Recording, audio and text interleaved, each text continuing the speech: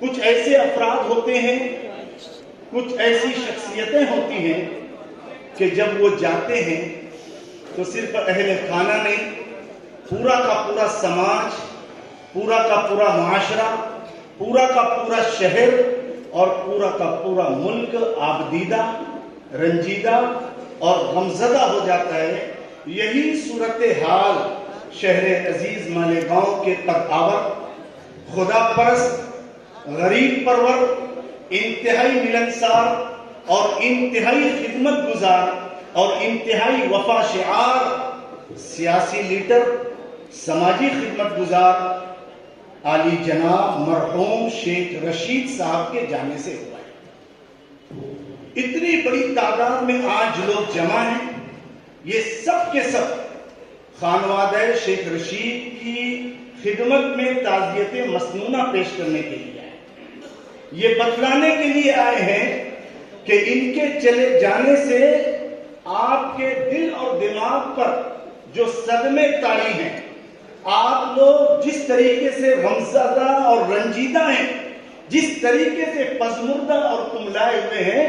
آپ اس غم کے اندر اپنے آپ کو اکیلا محسوس نہ کریں، بلکہ یہ پورے کے پورے آئے ہوئے لوگ جو مختلف سیاسی پلیٹ فارم سے ہیں، مختلف تنظیموں سے ہیں، مختلف جماعتوں جمعیتوں سے ہیں اور بہت سارے دوسرے الگ الگ پلیٹ فارم سے ہیں، یہ سب کے سب آپ کے حزن، ملال اور غم میں اور دکھ میں برابر کے شریک۔ نحمدہ و نصلی علی رسولہ الکریم، اما بعد۔ یہاں پر موجود شہر کے تمام دینی، ملی، سماجی، سیاسی تنظیموں کے بڑے چھوٹے سب حضرات،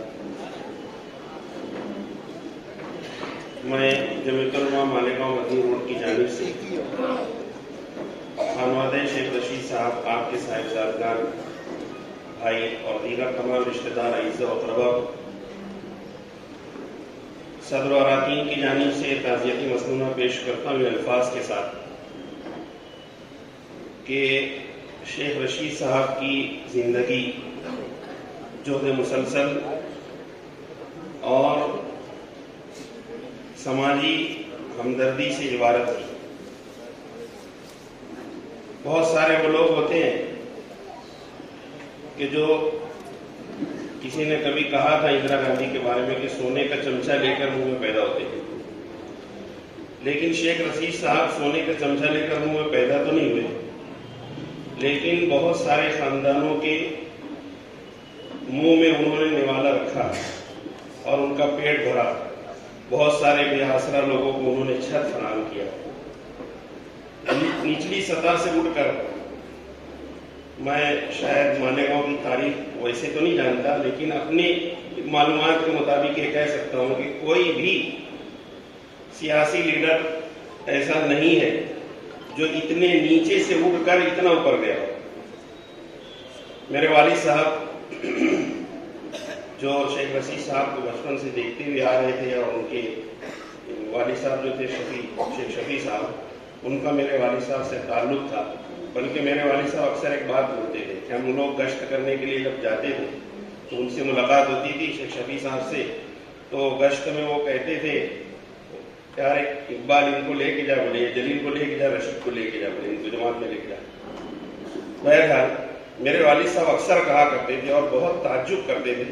کہ جس حالت میں بچپن میں ہم نے شیخ رشید صاحب کو دیکھا ہے اور آج جس عہدے پر اور جس منصب پر وہ فائز ہے، یہ بہت ہی زیادہ دنیا کی حیرت ناک بات ہے۔ یہ قسمت کی بات ہے، تقدیر کی بات ہے۔ سیاست آج کل لوگوں نے اس کو الگ سے تعبیر کر دیا الگ الگ، لیکن سیاست کا معنی ہی یہی ہے کہ جو ذمہ داری، جو عہدہ، جو منصب پر بٹھا دیا گیا ہے، اس کو پورا پاس و لحاظ کرتے ہوئے اس پر غالب رہنا، یہ شیخ رشید صاحب کی زندگی میں